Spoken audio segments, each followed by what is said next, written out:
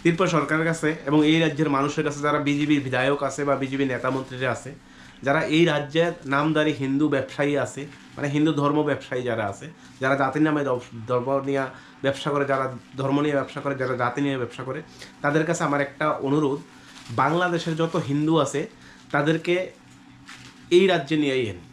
আইনসীরা তাদেরকে প্রত্যেককে এমএলএ মন্ত্রী বানান, তাদেরকে চাকরি বাকরি যা সুযোগ সুবিধা আছে তাদেরকে দেন। কারণ বাংলাদেশেতে ধরা পড়লেই কিছু মানুষ আইয়ে ধরা পড়লেই শুধু মুসলমান ধরা পড়ে, অথচ বাংলাদেশের হিন্দুরা সংখ্যা কমতেছে, এই দেশের ভিত্তে কিতা ধরা পড়ে মুসলমান, মুসলিম কান্ট্রিতে মুসলিম আইয়াতে। যাক, এটা হচ্ছে অন্য বিষয়। যাক, এবার বাংলাদেশের 7 কোটি হিন্দুত্ব এখন বলে 3 কোটি নিচে 1-2 কোটি আছে, আর বাকিরা কই গেছে? বাকিরা মঙ্গল গ্রহে গেছে। এবার তারা আইনসীরা আপনারা সুন্দরভাবে সকল সরকারি ব্যবস্থা, চাকরি বাকরি যা আছে আপনারা লাগতো। আমরা শুধু ধর্ম নিয়ে এসেরা পাথর পূজা করেন, এই পূজা করেন, সেই পূজা করেন, মন্দির বানান, এই করেন, এই করেন, RSS করেন, বিশ্ব হিন্দু পরিষদ করেন, গোমূত্র দেওয়া অনেক কিছু আবিষ্কার করেন, এইটাই করেন। আর বাংলাদেশের তারা আইনসীরা আমরা এই করেন। কারণ দেখেন, তারা ধরাত পড়লেই, যখন দেখি ধরাত পা পুলিশে ধরে, মানে যদি ধরে আর কি, যদি ধরাত পড়ে ওমা, কারণ পড়লে ধর্মীয় উৎপীড়নের কারণে আয়া পড়ছে। জাস্ট একটু কল্পনা করেন, ধর্মীয় উৎপীড়নের কারণে তারা বাংলাদেশেতে পালায় আয়া পড়ছে ইন্ডিয়ার ভিতরে। তারা এই করতে দেয় না, সেই করতে দেয় না, সেই করতে দেয় না, সেই করতে দেয় না, নানা ধরনের নানা কথা। এবার যারা ধর্মীয় উৎপীড়নে আইছে এই দেশে, তাদের অবস্থা দেখছেন? ব্লেজার স্যুট একদম ভিআইপি মতো সাজ্জা আইছে, মানে ব্লেজার পরে সেটা স্ট্যান্ডার্ডিটি কইরা ওই দেশে পড়াশোনা করছে, ওই দেশে বিএ কমপ্লিট করছে,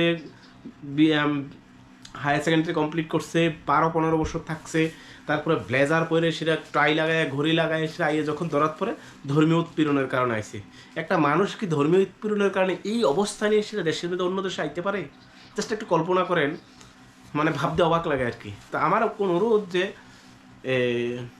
তারা আইনারিসরা এই দেশের যারা বেশি ধর্ম দরদি, যারা বেশি বাংলাদেশের হিন্দুদের প্রতি আকর দরদি, তাদেরকে আইনসে যার মনে করেন 2 ঘন্টা জায়গা আছে, আপনারা 1 ঘন্টা তাদেরকে দেন, এইভাবে ভাগ বন্টন করেন, তাইলে মনে দেশ উন্নয়ন করা যাইব।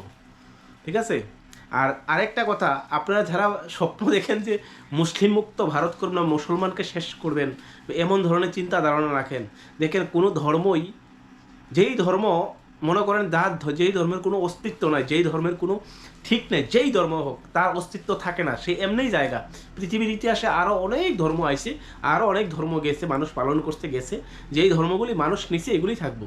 আর যদি এই ইসলাম ধর্ম যদি মানুষ মনেতে চায়, তাহলে কারোর ক্ষমতা নাই। হিন্দু ধর্ম যে মানুষ মনেতে চায়, কারোর ক্ষমতা নাই। তাই ধর্ম নিয়ে মাতামাতি করে সেটা দেশটাকে বিভাজন করা, আমাদের মধ্যে বিভাজন করা, সেটা একটা মূর্খের কাজ।